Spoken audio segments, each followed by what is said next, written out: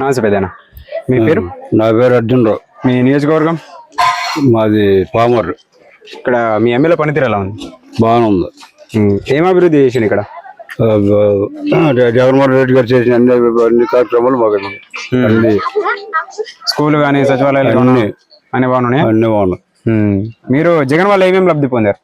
నేను అమ్మఒడి, అదేంటే పెళ్లి కానుక, ఇది పెన్షన్ 18,750, నాకు 4 లక్షలు అయింది ఆయన ద్వారా. ఆ ఇన్కమ్ నాకు 4 లక్షలు అయింది జగన్మోహన్ రెడ్డి గారి ద్వారా. మరి చంద్రబాబు పాలించినప్పుడు ఏమన్నా ఏ రూపాయి కూడా తెలియదు మాకు అసలు రూపాయి కూడా తెలియదు. 14 సంవత్సరాలు పాలించారు కదా. 14 సంవత్సరాలు కూడా రూపాయి కూడా ఆయన వల్ల మాకు ఉపయోగం లేదు. ఏం అభివృద్ధి ఏం చేయలేదు. మరి బాబు వస్తేనే బాగుంటది అంటారు కదా. మాకు అసలు మాకు జగన్మోహన్ రెడ్డి గారే కావాలి. మరి దాదాపు ఎంత ఎంత మెజారిటీ రావచ్చు అనుకుంటున్నారు?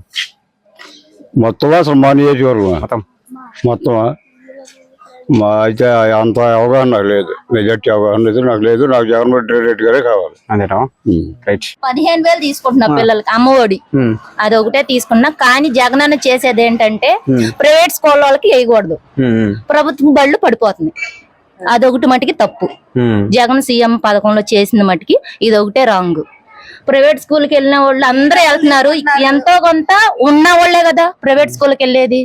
లేని వాళ్ళు గవర్నమెంట్ స్కూల్లో చదివించుకుంటున్నారు. వాళ్ళకి మట్టుకి ప్రైవేట్ స్కూల్కి మట్టుకి వెళ్ళకూడదు. జగన్ పథకం, ఈ అమ్మఒడి పథకం పెట్టింది మట్టుకి ప్రైవేట్ స్కూల్కి మట్టుకి రాకూడదు. మరి అట్లా అంటే అందరు దిగుతారు కదా.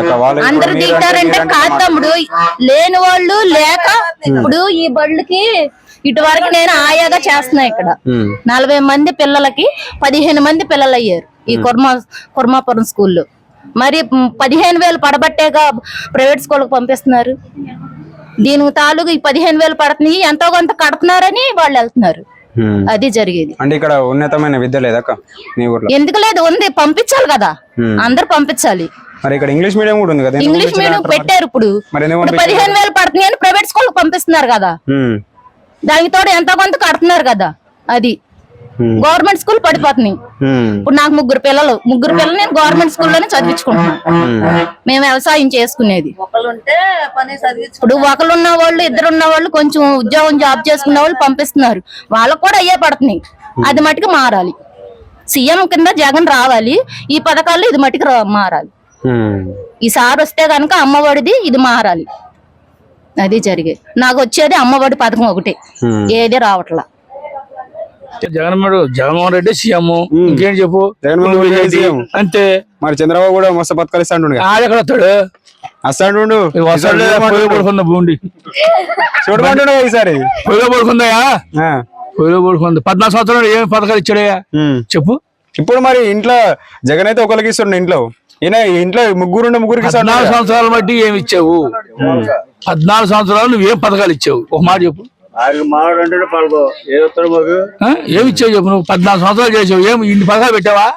అట్లేదుగా, జగన్మోహన్ రెడ్డి పెట్టాడు. మరి ఇప్పుడు కూటమితో మంచిగా చేస్తా అంటుండు కదా. అందరు చెప్తారు ఇది అన్నం తినేదాకా వస్తా అంటారు. అన్నం తింటాడు, వెళ్ళిపోతాడు, దాన్నాడు. ఏం చేస్తాను ఇంకా. ఇది అంతే. ఆయన గెలిచేదాకా చెప్తున్నాను మాటలు. అక్కడ పని అయిపోయింది, చూసుకుంటాడు, దాన్నాడు పోతాడు. దీంట్లో పవన్ కళ్యాణ్ బీజేపీ పోతున్నారు కదా. బీజేపీ అంటే సెంట్రల్ నుంచి ఇంకా మీకు బాగా వస్తుంది, బాగా డెవలప్ అవుతుంది. బీజేపీ అన్ని వస్తాయి, బాగా వస్తాయి. అన్ని వస్తే మీ రాష్ట్రం ఇంకా డెవలప్ అవుతుంది కదా. మా రాష్ట్రం ఇది చాలు, ఇది డెవలప్ చేసింది మా చాలు. ఇంకా వాళ్ళు అవసరంలా. చంద్రబాబు నాయుడు, పవన్ కళ్యాణ్ వీళ్ళందరూ చేయవసరంలా. ఇది చాలు. ఎట్ట బతికితే సరే వెళ్ళిపోతుంది కాలం. Please subscribe .news.